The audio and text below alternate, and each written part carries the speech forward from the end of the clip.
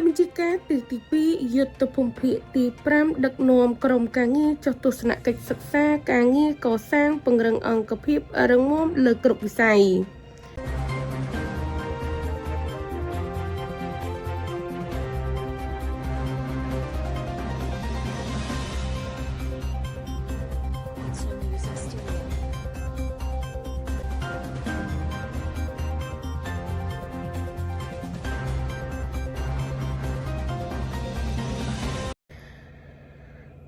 នៅថ្ងៃទី29ខែមេសាឆ្នាំ2025ឧត្តមសេនីយ៍ត្រីតាល់សំអឿននាយសេនាធិការរងយុទ្ធភូមិភាគទី5មេបញ្ជាការទី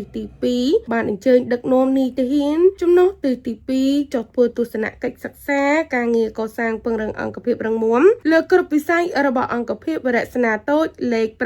532កងពលតូចថ្មើរជើងលេខ53ឧត្តមសេនីយ៍ត្រីតាល់សំអឿនក៏បានអញ្ជើញទស្សនាតាមខ្លឹមសារនីមួយៗនិងបានថ្លែងការកោតសរសើរទៅដល់អង្គភាពដែលបានខិតខំយកចិត្តទុកដាក់អនុវត្តតាមផែនការដែលថ្នាក់លើប្រគល់ជូននិងអនុវត្តតួនាទីភារកិច្ចប្រកបដោយការទទួលខុសត្រូវខ្ពស់តាមផែនការការងារកសាងអង្គភាពរឹងមាំលើគ្រប់វិស័យលោកមេបញ្ជាការក៏បានបញ្ជាក់ថាត្រូវត្រៀមកម្លាំងអន្តរាគមន៍ដើម្បីចូលរួមជួយសង្គ្រោះប្រជាពលរដ្ឋពេលមានជាយថាហេតុផ្សេងៗដែលកើតឡើងបន្តជំរុញតាមបណ្ដាអង្គភាពអប់រំផ្សព្វផ្សាយទៅដល់យោធិនគ្រប់រូបអំពើគ្រឿងញៀនគ្រឿងស្រវឹងលបែងស៊ីសងឲ្យមានការភ្ញាក់រលឹកខ្ពស់បន្តចូលរួមការពារសម្អាតអនាម័យតាមបណ្ដាកងឯកភាពហូបស្អាតរស់នៅស្អាតនិងដើម្បីបង្កើនសុខភាពទ័ពនៅក្នុងនោះដែរលោកមេបញ្ជាការក៏បានដាក់ផែនការឲ្យគ្រប់អង្គភាពធ្វើការដកពិសោធន៍ពីគ្នាទៅវិញទៅមកពីចំណុចខ្លាំងខ្សោយនិងបន្តខិតខំការងារកសាងហេដ្ឋារចនាសម្ព័ន្ធការងារ